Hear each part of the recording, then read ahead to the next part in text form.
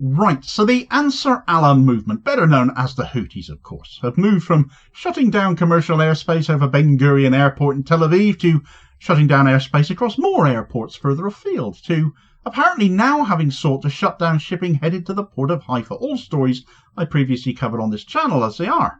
But in the aftermath of the US pulling out of the Red Sea and leaving the Houthis behind as Israel's problem now, the Houthis have found a way to once again escalate and widen that aerial blockade over Israel still further, and the reaction to it shows it is clearly working. On one hand, no longer is the plan to simply block Israeli airspace, but the flight paths now used by Israel to attack Yemen are now in the target bank. Alongside that, however, the shutdown of commercial aircraft flights to and from Israel have widened amid further missile strikes by the Houthis on Israel's airspace, with some airlines now saying it will be months before they resume flights. And in light of the Israeli raid desecrating the Al-Aqsa Mosque the other day, the Houthis have rinsed other Muslim states for saying nothing about that and have taken further steps against Israeli airspace again as a result of that incident. And just to round things out a little bit more, there's the latest news in the Houthis' increasing capabilities towards taking down Israeli fighter craft now as well. Israel are still without an answer to Ansar Allah, and they are not backing down at all anytime soon. Right, so the Houthis have announced an expanded aerial blockade against Israel, widening the remit of their obstruction even further than it already is. And we had pretty much thought, given it already covered all Israeli airspace anyway, that you couldn't go further than that, surely. Never underestimate a Houthi, apparently. A lesson we should have all learnt by now, isn't it? Because they can, and they are. Having already been targeting all commercial flights paths to and from Israel, driving many international airlines to stop flights, suspensions being extended time after time, has marked an increased significance in the group's ongoing regional response to Israel's continued military operations in Gaza, the genocide they are carrying out. The intensification of Houthi actions over the last few weeks without US involvement anymore has led to exchanges of fire, with Houthi missile strikes on Israel being exchanged with Israel's bombardment of Houthi positions in Yemen, or where they think they're positioned in Yemen, because they don't actually know for certain, but not least of which including the destruction of aircraft at Sana'a International Airport. Rather than push the Houthis back, though, they continue to not only push back, but innovate whilst they're at it. The Houthis, having positioned themselves as one of the few groups in the Arab world willing to confront Israel directly, right now they seem to be the only ones outside of Palestine doing so at that, and have launched a series of increasingly sophisticated drone and missile attacks targeting Israeli airspace and infrastructure. The Houthis have warned in the aftermath of the departure of the US from the Red Sea that Israeli airports, most notably Ben Gurion Airport, were now considered unsafe due to the actions of the IDF at the behest of the Israeli government. The warning followed a barrage of Yemeni missiles that set off air raid sirens across Israeli territory, triggering the usual panic and the running for the shelters. The flight suspensions followed again, actions that have not only continued to disrupt Israel's domestic security, they've also sent shockwaves through global air travel systems, leading to the responses from those international airlines that we have seen increasing numbers of.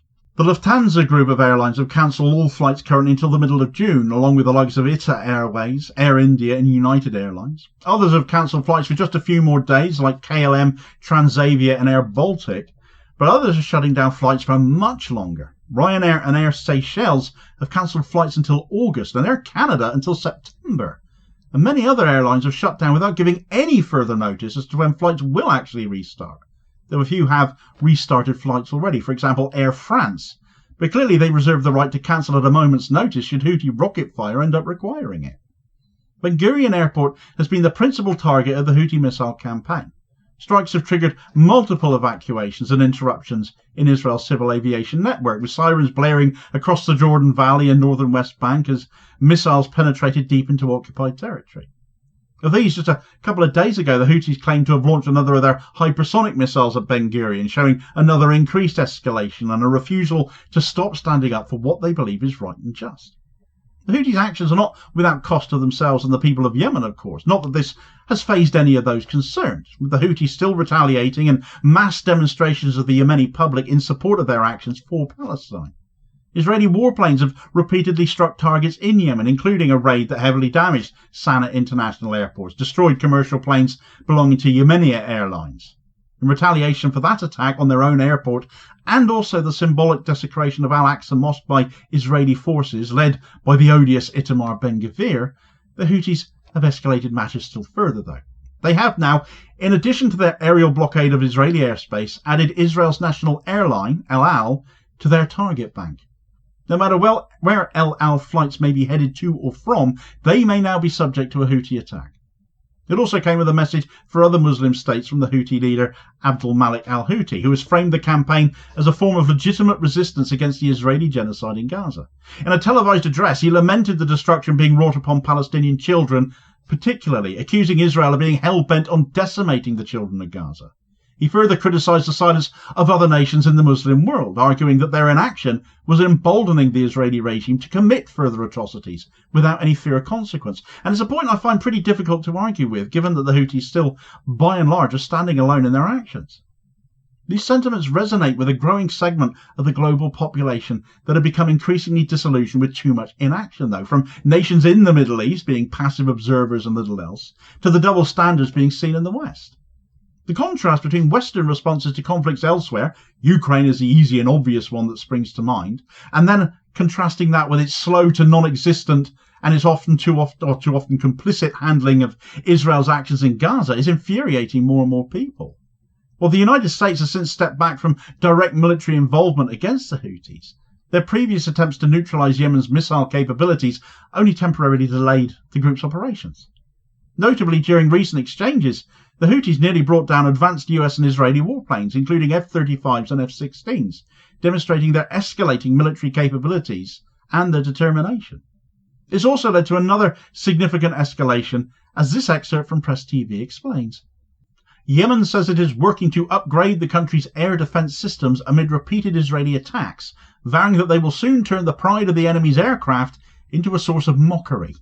Mahdi al-Mashat, the head of Yemen's Supreme Political Council, said on Friday that there would soon be good news about the Israeli enemy's aircraft involved in the aggression against Yemen.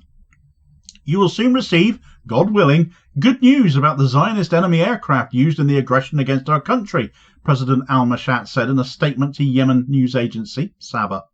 He added, our armed forces, particularly our air defences, will soon turn the enemy's aircraft into a source of ridicule.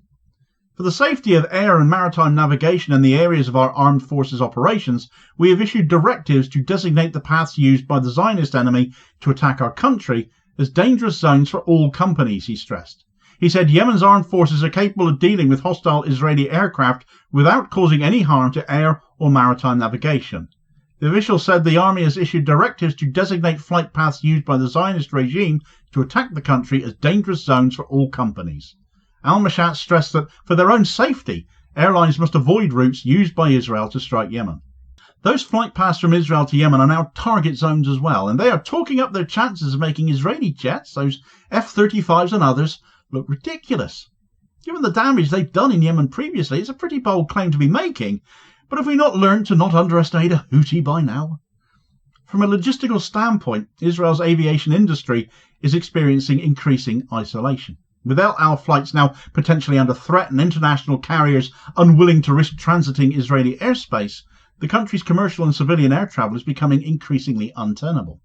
The economic and psychological impacts of such disruptions are vast, particularly in a nation where air travel plays a central role in its connectivity and its security, and an economy actually that's heavily reliant on tourism, though this has been decimated by Israel's own hand long before the Houthis started blockading their airspace.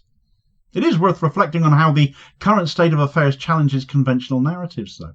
For decades, Israel's military supremacy and diplomatic immunity, not to mention the sheer scale of the propaganda they coughed up, have insulated it from significant external consequences. Even as Palestinian suffering was mounting in the immediate aftermath of October 7th. The Houthis' bold aerial blockade has been a game-changer as the propaganda failed and the eyes of the world were increasingly opened. Go back a couple of years from this point we're at now and imagine if the Houthis had struck Israel then. Most of the world would have been leaping to Israel's defence, denouncing the Houthis as anti-Semitic, and yet Israel's apartheid regime was as brutal then as it is now, and has actually been for decades, as they have illegally occupied the Palestinian territories. So these developments demand more than passive observation, and certainly the Houthis and their leader al-Houthi, particularly, are calling for that. They necessitate international discourse, especially within the Muslim world. His warning has been clear. Continued silence is complicity. The aerial blockade in his framing is not merely a military tactic, but a desperate cry for justice as well, in a world that's too often looked away, and the Houthis alone are standing against that right now, compared to the rest of the world still just looking on, frustratingly. The current trajectory continues, we may see further degradation of air safety and more aggressive regional escalation. My sympathy with Israel is as minimal as it gets with this, but with escalation comes the increased risk of further innocent casualties on both sides, and nobody should want that. Although the Houthis' actions seem more about disruption than taking lives, Israel has shown no such compunction when they've returned fire on Yemen. Israel's ongoing campaigns in Gaza and beyond, rather than neutralising opposition, appear to be galvanising it. The more atrocity Israel metes out in Gaza, the more the Houthis will keep up the pressure. But it's just the Houthis outside of Palestine doing this. As Israel reels from the expanding aerial siege and increasing international airline disengagement, the Houthis have increasingly made Israel's genocide of Gaza a regional issue, a wider issue. And though their persistent strikes and uncompromising stance, they continue to force the world to pay attention to them, pay attention therefore to Israel and what they are doing, and why the Houthis are doing what they are doing. And whether that attention translates into something meaningful, some change, remains to be seen. But in the meantime, the skies over Israel maybe just got that little bit more dangerous, and really they only have their own government to blame for that. Meanwhile, support may be coming to the Houthis from another Red Sea state that nobody has been paying very much mind to at all throughout the Israel and Gaza conflict: Eritrea. Decades of being a convenient fool guy for various nations has now put the little East African nation on the side of the Houthis and Iran, and more besides. So get all the details of that story in this video recommendation here as your suggested next watch, because it's a rather interesting development. Please do also hit like, share and subscribe if you haven't done so already, so as to ensure you don't miss out on all new daily content, as well as spreading the word and helping to support the channel at the same time, which is very much appreciated. Holding power to account for ordinary working class people, and I will hopefully catch you on the next video. Cheers folks.